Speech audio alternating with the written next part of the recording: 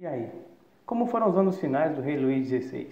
Quem foram os arquitetos da Revolução e como esses tiveram fim? Como a Revolução que apregoara liberdade, igualdade e fraternidade acabou com a morte de dezenas de milhares de inocentes? E detalhe, como pode a Revolução que guiou os rumos das novas democracias ter culminado no retorno da monarquia? Quer saber mais sobre isso? Segue com a gente de Olho na Revolução Francesa, parte 2.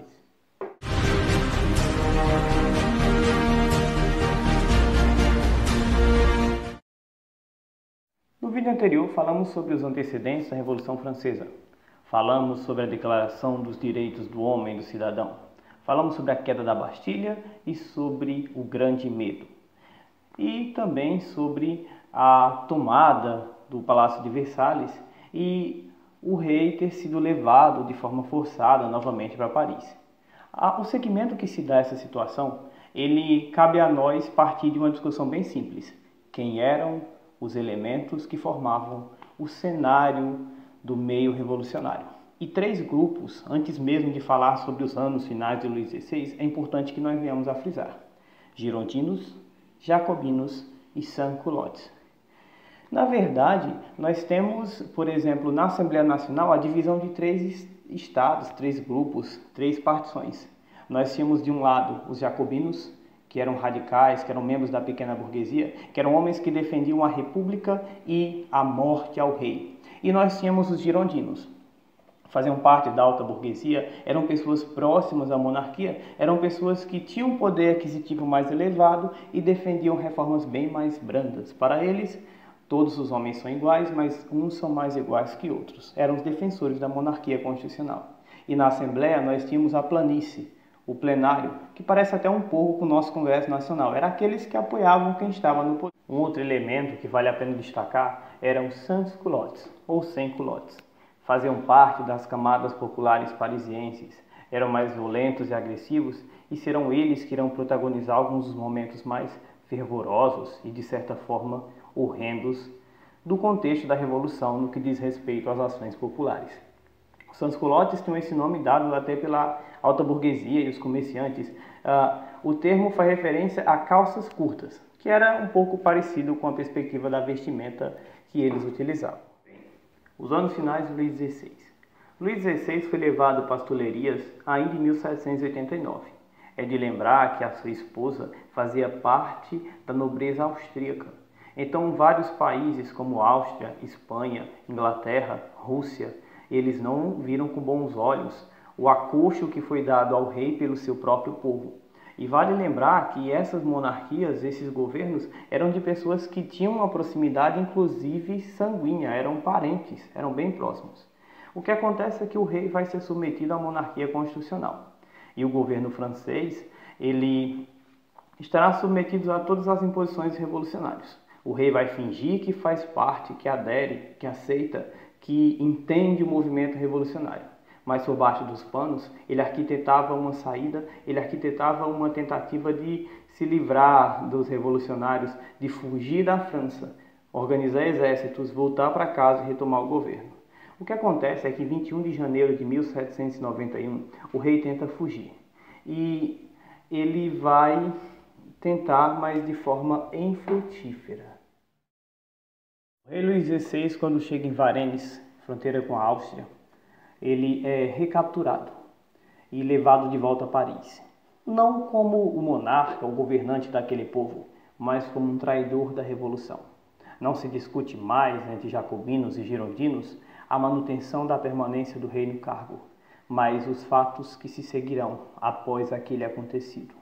Não precisa dizer que várias nações estrangeiras já se organizavam na tentativa de impedir o degringolar da Revolução. Mas o curioso é que, em vez de esperar um ataque estrangeiro, os revolucionários dão o primeiro passo e declaram guerra. Isso ainda em abril de 1792. O que acontece é que a repercussão interna e externa da guerra vai ser tremenda. Muitas revoltas, principalmente por conta do alistamento forçado para lutar contra a coalizão estrangeira, muitas revoltas no âmbito externo, muitas acusações de eventuais inimigos da Revolução. E aí Robespierre, o incorruptível, esse que falaremos daqui a pouco mais a fundo sobre ele, muda seus pensamentos sobre pena de morte e é falado sobre morte ao rei.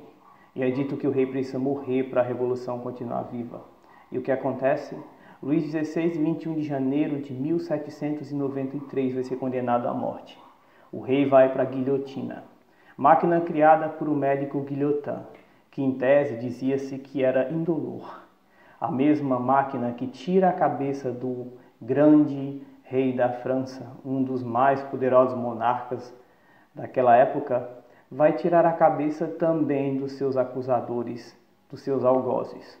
A guilhotina, ela beberá sangue de heróis e vilões, revolucionários e governantes, aos auspícios da continuação da Revolução Francesa, que com a morte do rei só vai se tornar cada vez mais violenta. E a França, então, mergulha na chamada fase do terror revolucionário. 3 indivíduos merecem grande destaque na fase do terror revolucionário: Jean-Paul Marat, Robespierre e Georges Danton. Em 13 de julho de 1793, uma jovem chamada Charlotte Corday entra nos aposentos do médico e jornalista Jean-Paul Marat e apunhala-o com a faca. O que acontece? Quem era esse Marat, que é pintado por Jacques-Louis David como uma representação tão parecida com o próprio Cristo? Marat era um médico que sofria de uma grave enfermidade que o obrigava a passar várias horas do dia em banhos medicinais. Marat, escritor de L'Ami des Peuples, o amigo do povo. Quem ele acusava era morto. Quem ele acusava ia para a guilhotina. Quem ele acusava sumariamente era acusado, condenado e morto pelo tribunal revolucionário. Jean-Paul Marat pedia cabeças e mais cabeças.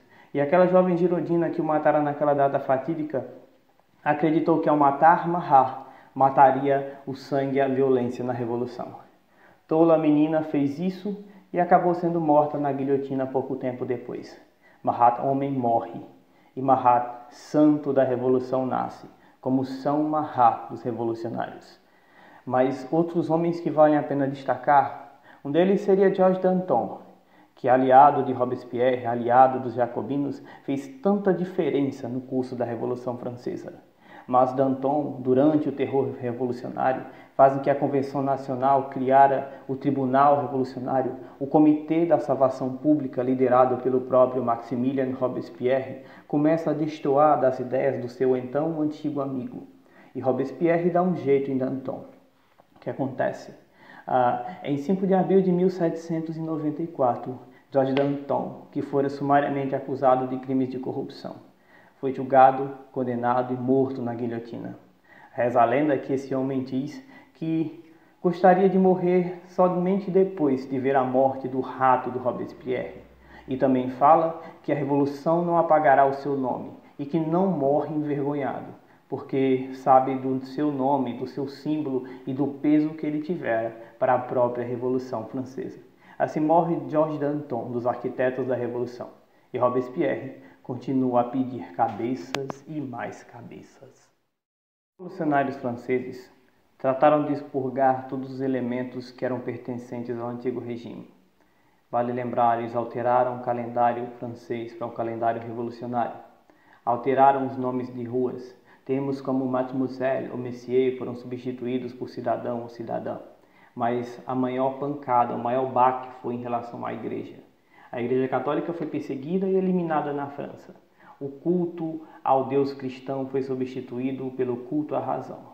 Mas em 1794 a coisa mudou, quando Robespierre introduz um novo culto, o culto ao Ser Supremo, e manda-se erguer uma verdadeira montanha de papel machê no centro de Paris.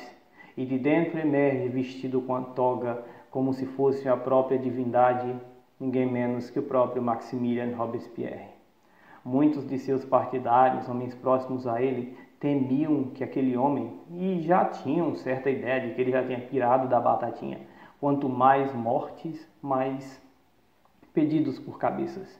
E Robespierre, então, ele simplesmente chega para a Assembleia e diz que revelará logo mais o nome de vários inimigos da Revolução. Os membros da Assembleia, temendo por suas cabeças, simplesmente arquitetam um plano.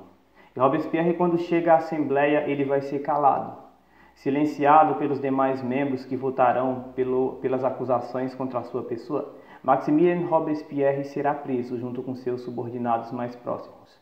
Curiosamente, algo acontece e os homens que estavam com ele são mortos ou suicidam-se. E Maximilien Robespierre aparece com um tiro na mandíbula. O homem que tinha poder através da sua voz de calar multidões ou mudar o pensamento de uma nação, agora estava silenciado, e dessa vez para sempre. Robespierre é levado à guilhotina e será morto em 28 de julho de 1794, dando fim à fase do terror. Após a morte de Robespierre, a França passa a ser governada pelo Diretório. 5 diretores, girondinos. Será que a violência, a morte e todos aqueles conflitos eram ligados apenas à figura dos jacobinos que estavam no poder? Longe disso. O Diretório ele inaugura um período de governo que vai de 1795 a 1799. E corrupção, descaso, batalhas acontecendo no ambiente externo e um proeminente general chamado Napoleão Bonaparte mudarão os rumos que a Revolução irá tomar a partir dali. O Diretório não se sustenta e Napoleão Bonaparte toma o poder, levando a França a um outro tipo de regime, a um momento que mudará não só a história francesa, mas também terá reflexos em toda a história ocidental. A Era Napoleônica. Sobre esse assunto falaremos em um outro vídeo.